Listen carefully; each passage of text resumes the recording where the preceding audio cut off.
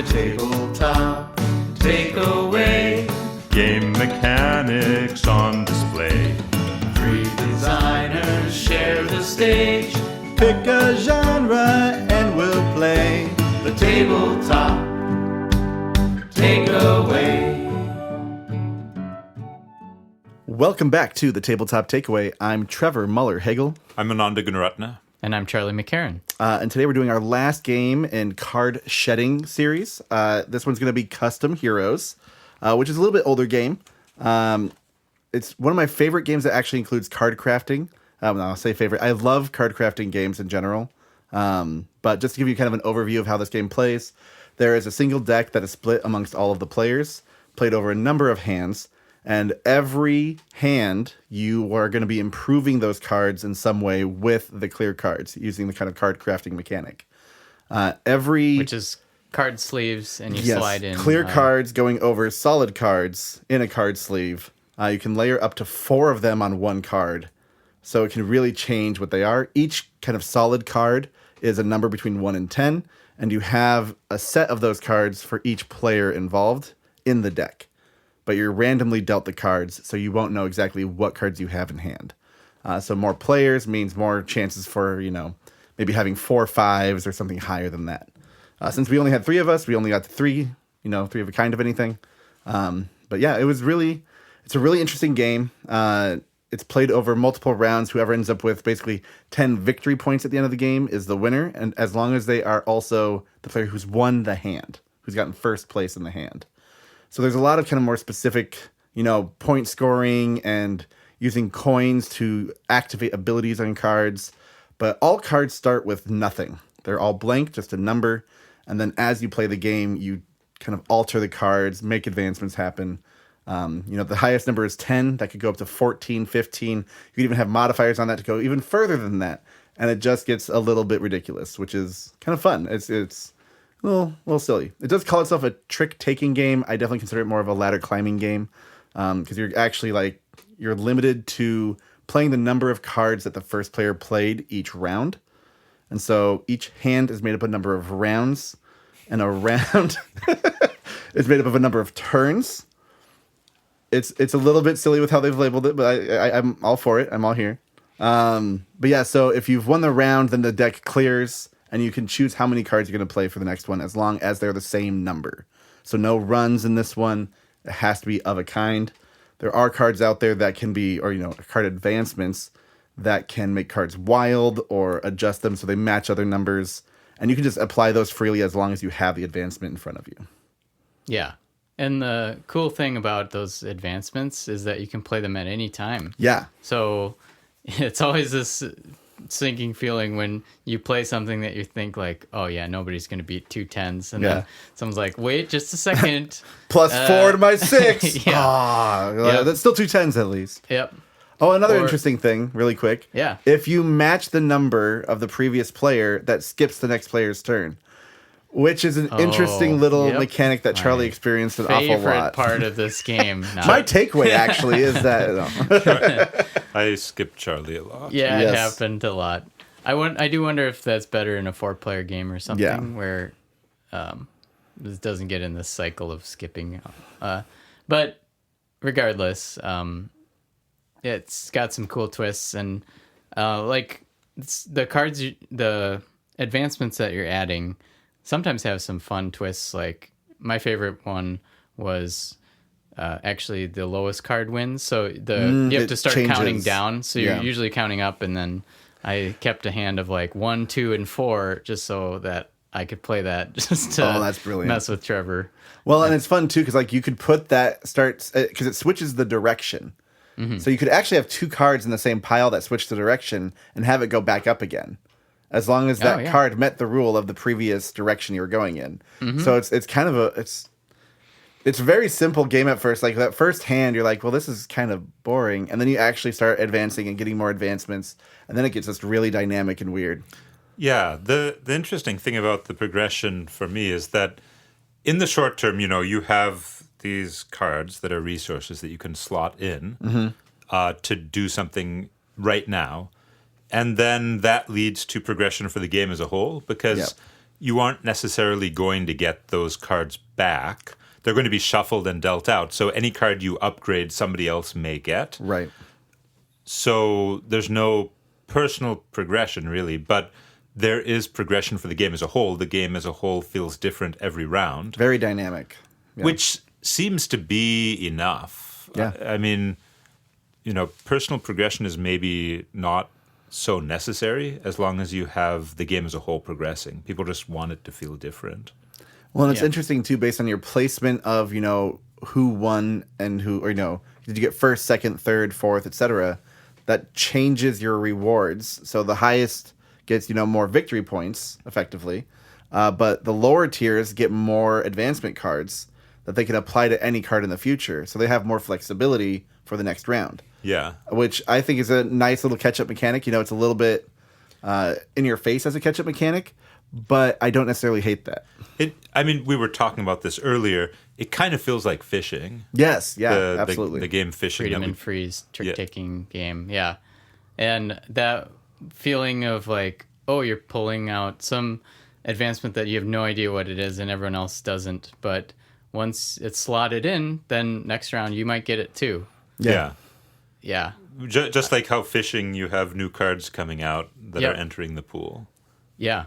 And the I think that is my takeaway for this game is the limited pool of cards that keep coming out, because it's almost more interesting than in a game where you're just doing your own thing in a way, because well, I don't know, it is very satisfying in a deck builder to build up your own deck and you know what cards are coming, but I don't know, there's kind of like a fun meta to this where it's like, oh, I know I added a 14 and I didn't get it this time. So I know one of you guys has it.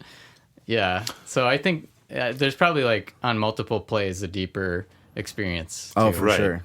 Because unlike fishing, you're going to see all of the cards every round.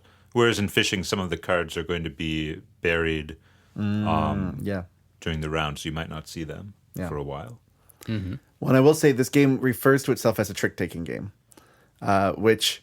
We kind of disagree with that a little bit, but it does have a lot of similarities in that you do end up taking the round, and there are kind of advancement cards that use that mechanic to trigger other effects, which I think is kind of interesting how they use that to integrate things, right? Mm-hmm. Yeah. The cards have special abilities where to use them, you have to pay I don't know what these are. They're pentagons. They're little cardboard pentagons. We'll call them coins. They call them tokens. Okay, sure, coins. So you have to pay coins to use them, or you can choose not to use them and get a coin. Yeah. Which can add up to give you a victory point, because you can turn in 4 coins for a victory point. Which makes sense. Those powers aren't always going to be useful. Yeah. And you can, so if you don't have use for it, there's something else you can do with it, which is kind of nice. Mm-hmm. And I also appreciate each card, or advancement, I should say, the clear cards that go over the base cards. There's 4 different types, and they're based off of a little round sphere at the bottom, or a little round, circle at the bottom of the card. And that actually also determines where the artwork will be on the card, so that as you're adding these cards to the base cards, it starts to flesh out like the art for this new advanced version, and it gets wonky. You start holding swords or having bows or flowers. Yeah, like it just gets really. I like that the art for each of these characters was positioned so that the hands it doesn't look always like in the same they're place. missing something in their hands, but it does look like the sword fits there. Well, and they're like. Their main bodies are in different positions, so they don't look like they're in the exact same pose every time. Yeah. And so, like, it makes it feel really dynamic with the art, and then you just... My favorite one didn't come up. There is a foam finger in here that I just think is hilarious, because you have, like, these swords and mystical things happening, and then you have a foam finger, and it's so silly. Yeah. No, I like that system they have of the 4 different color... gems at the bottom, and they can't overlap, so you can't have 2 of the same gem. Right. Yeah, and basically that limits you, because one of the yellow gem or whatever has all the text effects. Right. I noticed, so you can't ever cover a text effect with Which another makes one. sense. Yep. But Yeah, the card crafting I'd be curious to talk about a little bit too, because so this is the same designer, John DeClaire, who did Mystic Vale as well, which is the first one I saw anyways, but that one's deck building where you're adding, and I think there's 3 columns on each card that you can add to. Yeah, 3 rows. 3 rows, yeah, thanks. Yep.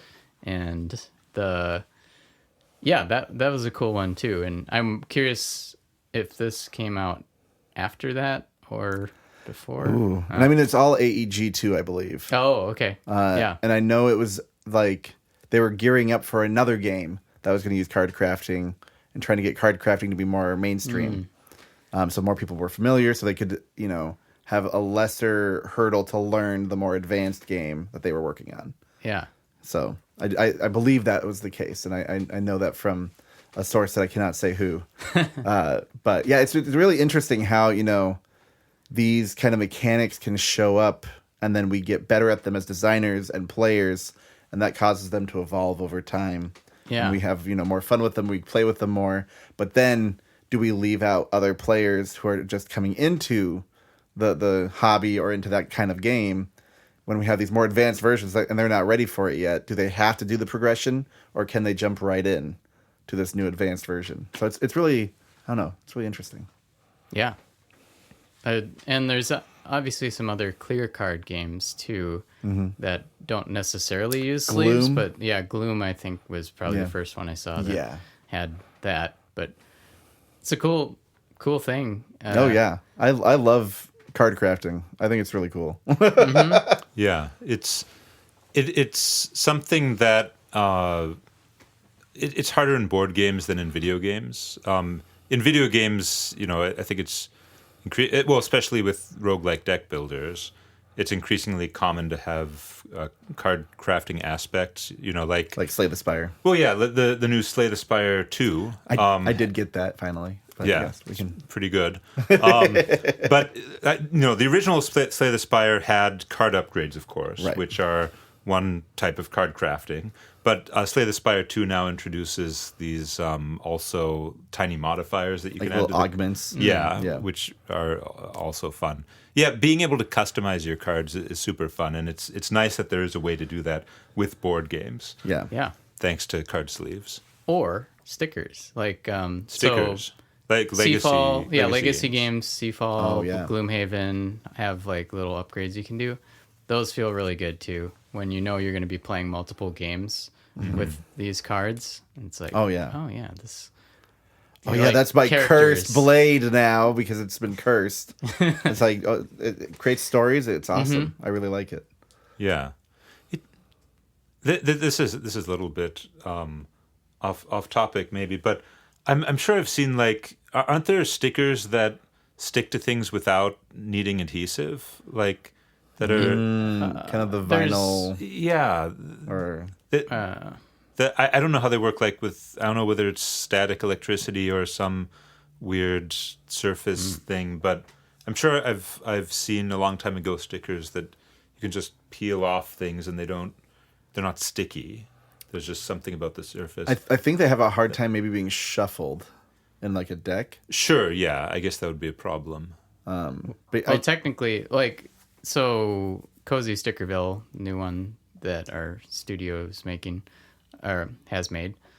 Those stickers, I think, can actually be pulled off of the map if you wanted to. Oh, okay. So it might just be that they just are regular stickers that just don't leave as much of a mess. I don't know. Oh, yeah. Maybe sticker technology has improved these days. I don't know. We're in the sticker age, really. I'm sure I've seen this a while ago. Anyway, it's neither here nor there. I have a takeaway Yes. for this game, which is the victory condition. So your objective in this game is you need to get 10, what are they, triangles? Red 10 triangle. I can't remember. 10 triangles to win. Points. We'll just call them points. 10 points. You need 10 points to win, but you also have to come in first in that round. So you need to reach the threshold and come in first. And this, I think, is actually really good because one very common problem in board games is that one player may rush ahead and may be way ahead of everyone else. Yeah. And it's like, okay, well, they're obviously going to win because, even if we do better, even if they just get a couple points each round, it's inevitable. Right. And this solves that problem because you can still get far ahead in this game. And, you can have lots more points than everyone else. But it's not enough if you don't come in first in a round. So players have a chance to catch up because it could be that you just get stuck at 10 for a while and are not able Keep getting second place. You keep getting second place.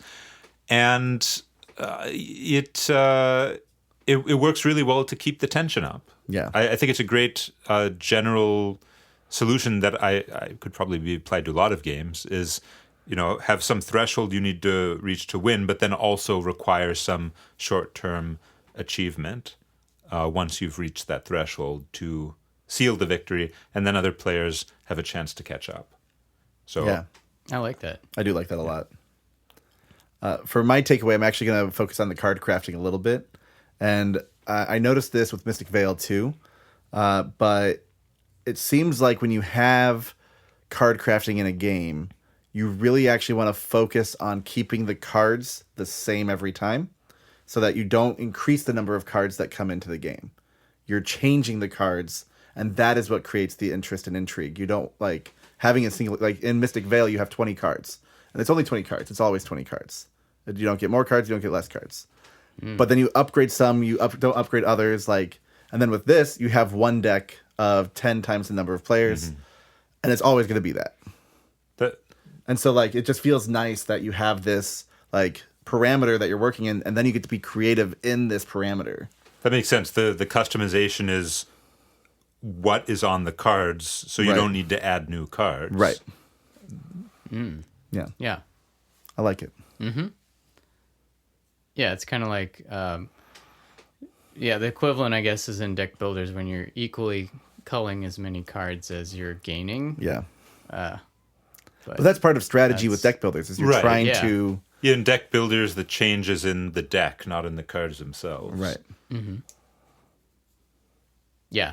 And it creates combos, which are always can make you feel clever. Gotta love combos. The funny thing in this game is, I made this great combo on one card, and then the next round, Ananda used it against me, of course. Upgraded a 5 to a 10, and made it a double of itself. Yeah, it was great. Yeah, crazy. Perfect. Yep. Well, cool. I think that wraps it up for Custom Heroes. And tune in next time when we do our wrap-up episode on card shedding games. Hey, thanks for listening to The Tabletop Takeaway. This podcast is made possible by listeners like you. So please tell your friends and visit our website at thetabletoptakeaway.com, where you can suggest games and mechanics for us to cover next on the show.